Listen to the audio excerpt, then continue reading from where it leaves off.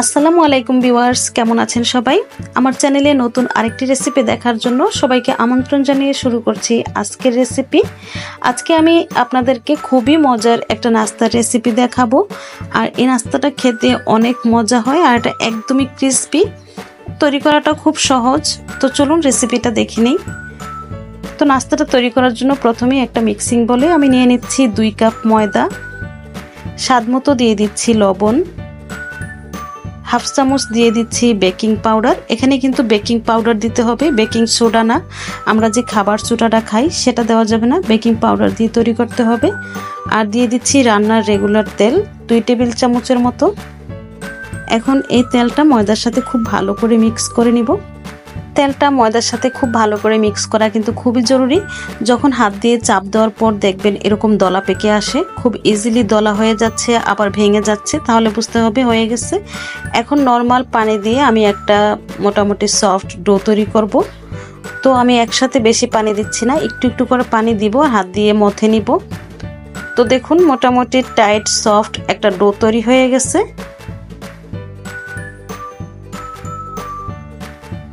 এখন এই ডোটাকে আমি 10 মিনিটের জন্য রেস্টে রেখে দিচ্ছি। তো 10 মিনিট পর দেখুন ডোটা অনেকটাই সফট হয়েছে। এখন আবারও একটু মথে নিচ্ছি। এখন এই ডোটাকে আমি 6টা ভাগে ভাগ করে নিব।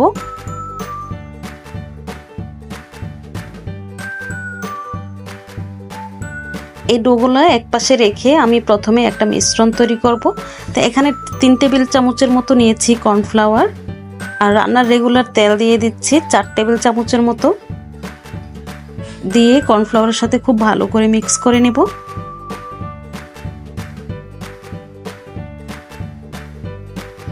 মিশ্রণটা ঠিক এরকম হবে, আপনারা দেখেই বুঝতে পারছেন। তো এটা হয়ে গেছে, এটা একপাশে রেখে আমি যে ডোগুলা 6টা ভাগে ভাগ করেছি, এখন এগুলা পাতলা রুটির মতো বেলে নিব। তো আমি কর্নফ্লাওয়ার ছিটিয়ে তারপর রুটিগুলো বেলে নিচ্ছি। আপনারা চাইলে ময়দা ছিটিয়েও এটা বেলে নিতে পারেন।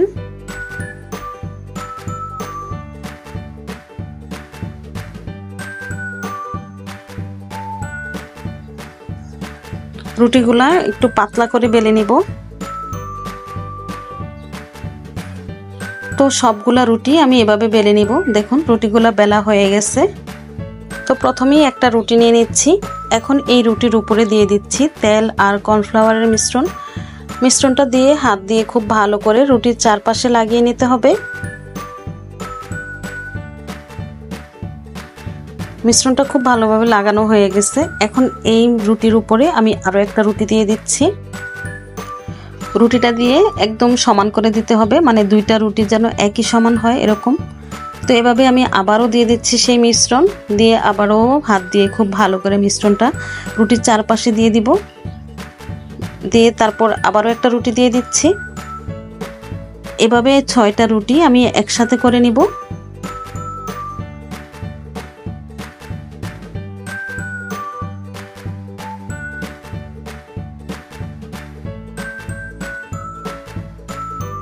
ছয়টা রুটি একসাথে করে নিয়েছি।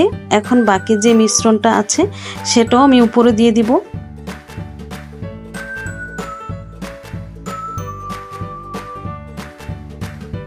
বাস হয়ে গেছে। এখন একটা ছুরি দিয়ে আমি কেটে নিচ্ছি।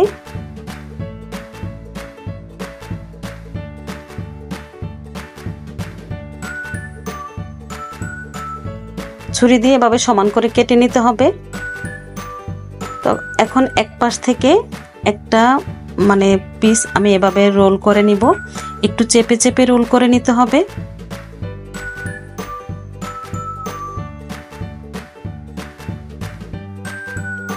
ব্যাস একটা হয়ে গেছে। এভাবে আমি বাকিগুলো রোল করে নিব। একটু চেপে চেপে রোল করতে হবে।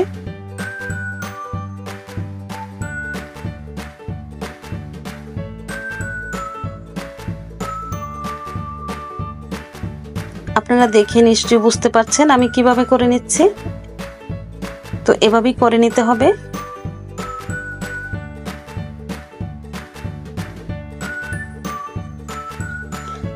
তো এই পাশেরগুলা যেহেতু একটু ছোট, তাই দুইটা একসাথে করে আমি রোল করে নিব।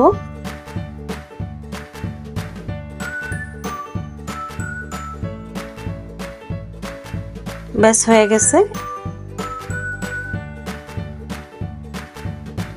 তো দেখুন সবগুলা আমি এভাবে রোল করে নিয়েছি। তো 5টা হয়েছে নাস্তা। একটা রোল রেখে আমি বাকিগুলা বাটিতে রেখে তারপর একটা ঢাকনা দিয়ে ঢেকে রাখবো যাতে ড্রাই না হয়ে যায়। তো এখন এর উপরে আমি একটু কর্নফ্লাওয়ার ছিটিয়ে তারপর বেলে নেব। তো এটা খুব বেশি চেপে চেপে বেলে নেওয়া যাবে না, একটু আলতো হাতে বেলতে হবে। তো এই যে জোড়ার অংশটা সেটা একটু ভিতরে দিয়ে তারপর বেলে নিলেই হবে, তাহলে আর খুলে আসবে না। একটা জিনিস হয়তো খেয়াল করেছেন, আমি কিন্তু রুটিটা উল্টাচ্ছি না, মানে এটা এক পাশেই আমি বেলে নিচ্ছি, ঘুরিয়ে ঘুরিয়ে এক পাশেই বেলে নিচ্ছি। এটা এক পাশে থেকে বেলে নিলে কি হয়, এটার যে লেয়ারগুলা সেগুলা খুব ভালো করে বোঝা যায়। তাই আমি এক পাশ থেকে এভাবে বেলে নিয়েছি। দেখুন লেয়ারগুলা কিন্তু একদম স্পষ্ট। তো এগুলা আমি সবগুলা মানে বেলে এক পাশে রেখে দিচ্ছি। তো এগুলা ভাজার আগে আমি চিনি শিরা তৈরি করব। তো 1 কাপ নিয়েছি চিনি আর 1.5 কাপ দিয়ে দিচ্ছি পানি শিরাটা তৈরি করার জন্য। তো শিরাটা খুব বেশি ঘন করে তৈরি করতে হবে না, যখনই একটু চিপচিপে ভাব চলে আসবে তখনই শিরাটা আমি নামিয়ে একপাশে ঢাকনা দিয়ে ঢেকে রেখে দিব।